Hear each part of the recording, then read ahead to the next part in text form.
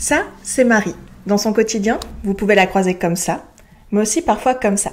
Certains jours, elle parvient à faire ses activités comme prévu. D'autres, le simple fait de devoir se laver représente une véritable souffrance.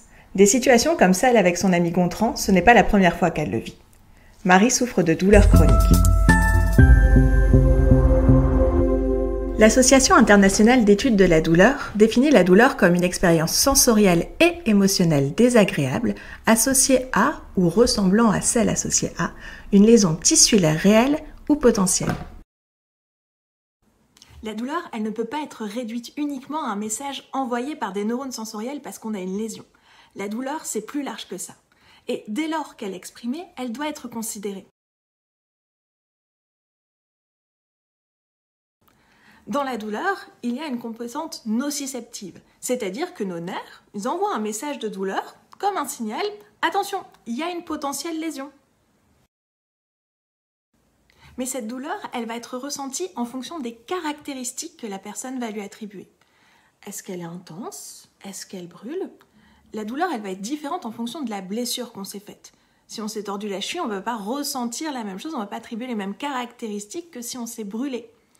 La douleur, elle va être différente d'une personne à une autre, mais aussi d'un contexte à l'autre. Ce qui va jouer, c'est aussi la manière dont on va vivre la douleur dans le contexte dans lequel elle advient.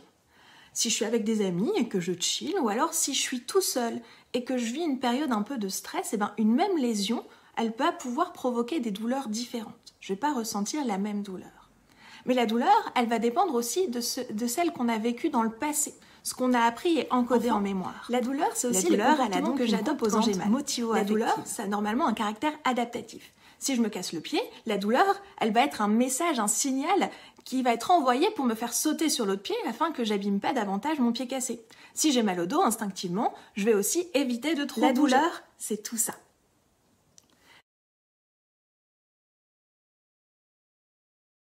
Mais bien que la douleur ait ce rôle adaptatif, notamment via les comportements qu'on adopte, elle peut aussi avoir des effets négatifs sur notre fonctionnement et notre bien-être social et psychologique.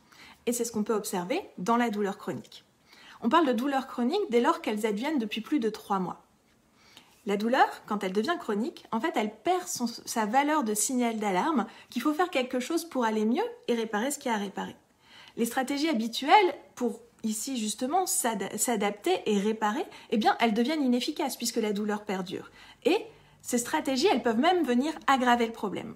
La douleur, alors, elle vient teinter le cours de la vie normale et les projets qui y sont associés. Tout ce que Marie aimait faire, toutes les choses dans lesquelles elle éprouvait du plaisir ou elle était reconnue, ce qu'on appelle les renforcements positifs, diminuent. Elle ne peut plus faire de danse. Elle a dû changer de métier parce que le sien n'était plus possible avec la douleur. Elle voit moins ses amis. Parfois, c'est par peur qu'elle évite ces situations. Imaginons se prendre le petit orteil sur le coin d'une table basse. Un individu qui vit cette douleur aiguë, momentanée, pourra ressentir des émotions désagréables, une possible peur, mais faible face à sa douleur. Il espérera qu'elle passe vite, il sera exposé, mais il continuera sa vie avec la douleur et elle finira par disparaître.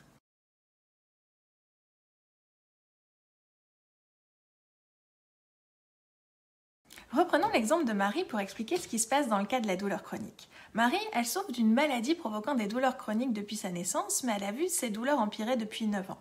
Elle a des périodes qu'elle dit de crise, où la douleur elle est ressentie comme intense, et c'est notamment le cas quand elle est restée trop longtemps debout. Elle a des pensées comme « c'est terrible et ça s'améliorera jamais. Je me souviens de la dernière fois, c'était horrible et je veux pas que ça se reproduise, pas encore. Je n'ai pas la force. » Le douloureux chronique, il va alors développer une représentation de soi vulnérable face à la douleur, en lien avec ses expériences passées. Ces pensées répétitives négatives, elles vont l'assaillir et il aura du mal à s'en désengager. Il anticipera de manière dramatique la douleur vécue et l'avenir lié. C'est ainsi qu'il va développer une kinésiophobie, c'est-à-dire la peur du mouvement, car ça pourrait occasionner des nouvelles douleurs, une nouvelle lésion. Il va alors être hyper vigilant. Marie, par exemple, elle tient un emploi du temps à la minute près. Elle ne verra pas ses amis la semaine. Et le week-end, elle peut tolérer un restaurant le soir, mais pas trop tard, parce que si elle se couche tard, son rythme sera décalé, elle sera fatiguée. Et ça occasionnera encore davantage de douleur. De même, Marie, elle met en place des évitements. L'évitement des voyages, par exemple.